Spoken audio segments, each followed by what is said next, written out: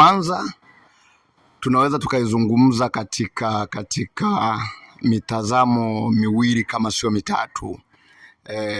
Kwa sababu jambo la kwanza lazima tuelewe ni kauli ambayo imetoka kwa kiongozi wa juu kabisa kwenye mfumo au muundo wa serikali yetu. Ni kiongozi wa ngazi ya pili kwenye ule mfumo wa utawala. Ukianzia rais anafuata makamu wa rais. Kwa hiyo ni kauli ambayo inapewa uzito kwa sababu imetoka kwa mtu ambaye ni mzito kwenye mifumo ya kiutawala. Hilo ni jambo la kwanza ambalo ni muhimu sana tukalielewa. Jambo la pili la kuelewa na la kuangalia ni haya madai ya katiba mpya.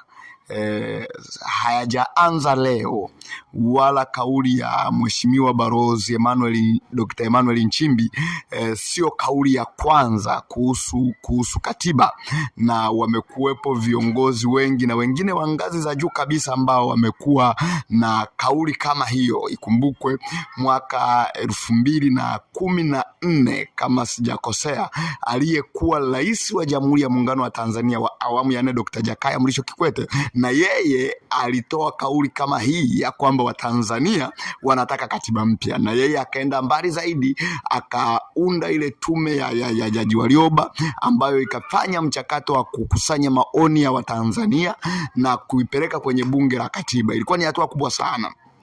Lakini kabla ya hapo pia huko nyuma kumekuwa na maoni kutoka kwa wahadhiri, wasomi na viongozi waandamizi, ikiwemo akina Dr. Maki Mwandosia na wengine akina Mwakembe na wengine wengi. Kwa hiyo hii ya Dr. Emmanuel Nchimbi sio ya kwanza. Hilo ni jambo la pili la muhimu sana kuelewa. Sio ya kwanza.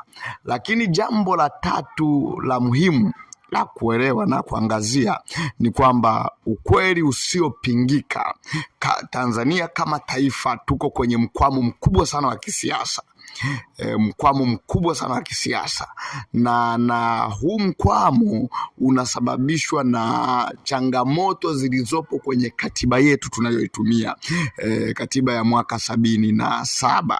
Hiyo ndio imeleta changamoto nyingi, na changamoto ambazo zimekuwa zikipigiwa sana kelele na wadau mbalimbali zinaanzia kwenye mifumo ya kiuchaguzi ambayo kimsingi kwa katiba yetu mifumo ya kiuchaguzi inaonekana kutokuwa na uhalisia kwa 100%. Imekuwa na changamoto zake ni nyingi. Kwa haya ni mambo matatu ya msingi sana ya kuelewa kabla hatujaichambua kauli yenyewe. Hapa inabidi tumwangalie Dr. Emmanuel Nchimbi kwa namna mbili pia.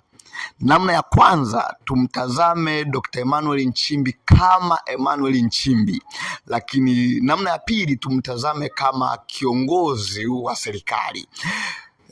Tukianza na namna ya kwanza kumtazama Dr. Emmanuel Nchimbi na kauli yake kwa kipindi hiki tangu awamu ya 6 ya Mama Samia Suluhu imeingia madarakani, Dr. Emmanuel Nchimbi aliteuliwa kuwa katibu mkuu wa Chama cha Mapinduzi. Tangu akiwa katibu mkuu wa Chama cha Mapinduzi amefanikiwa sana kujitofautisha na mfumo wa utawala wa kiserikali na wa kichama kwa namna ulivyokuwa unaenenda. Mara nyingi amekuwa kinyume na aidha watu wa chama chake wakati akiwa katibu mkuu na watu wa serikali wakati amekuwa makamu wa rais.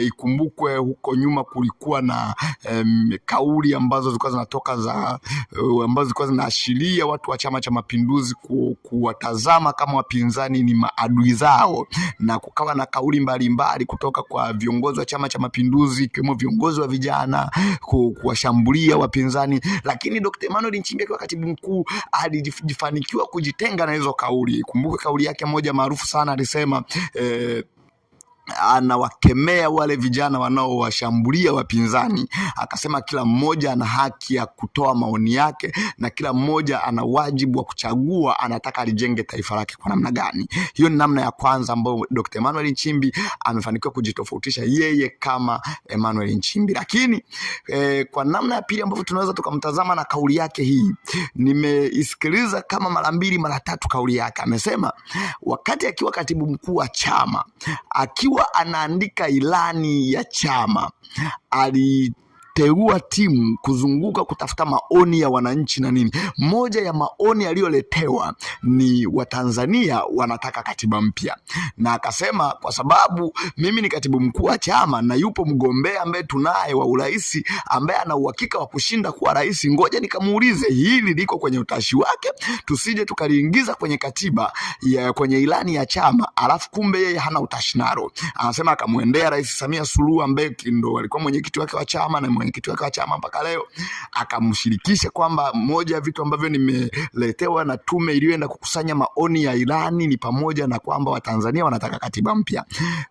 Kwa maelezo ya Dr. Emmanuel Nchimbi, anasema Rais Samia alimwambia hata yeye tume ya haki jinai aliyoiunda imemletea majibu hayo hayo kwamba Watanzania wanataka katiba mpya. Kwa hiyo akamwambia liingize kwenye ilani, tutalitekeleza.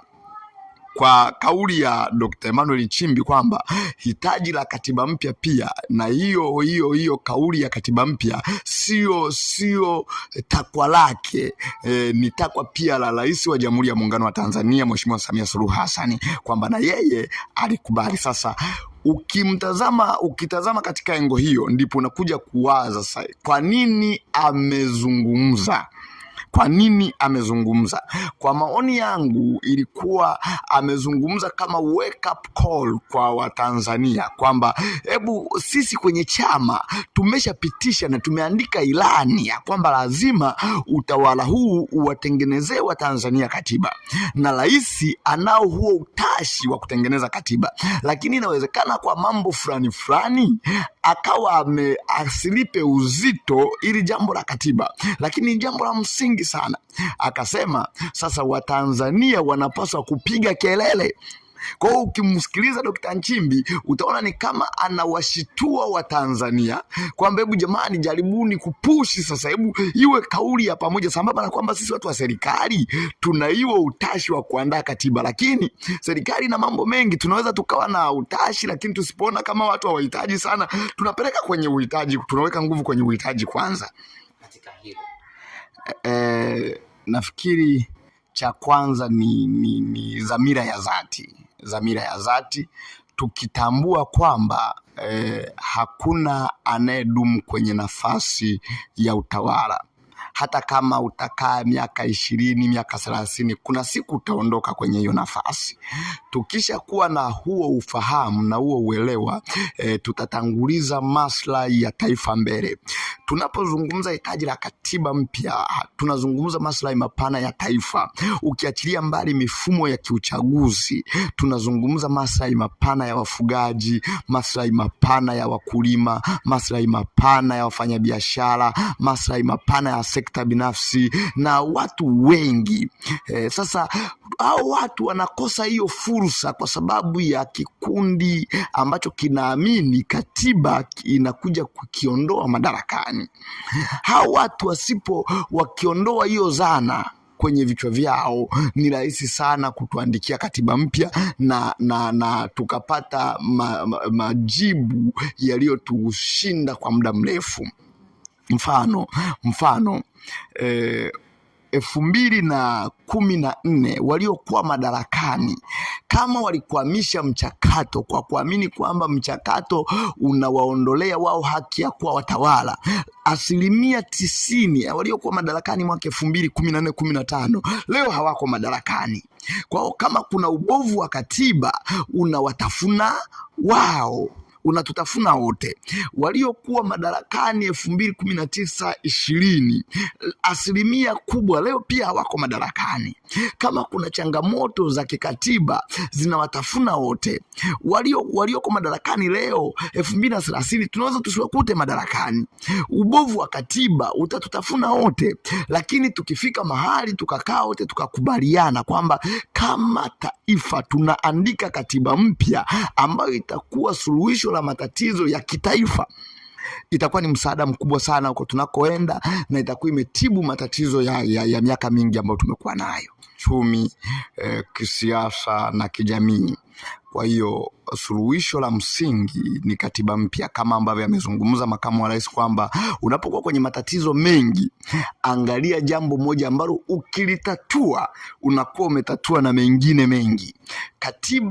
Ukiwa na katiba bora, umetatua matatizo ya wakulima, umetatua matatizo ya wavuvi, umetatua matatizo ya wafugaji, umetatua matatizo kwenye mfumo wa elimu, umetatua matatizo kwenye mfumo wa kiusalama wa nchi, umetatua matatizo kwenye mfumo wa kiutawala, ukiwa na katiba bora. Kwa hiyo wito wangu kauli na maoni yangu ni Watanzania tumepigiwa kengele na Mheshimiwa Makamu wa Rais. Tuamke sasa, kila Mtanzania aimbe wimbo wa katiba.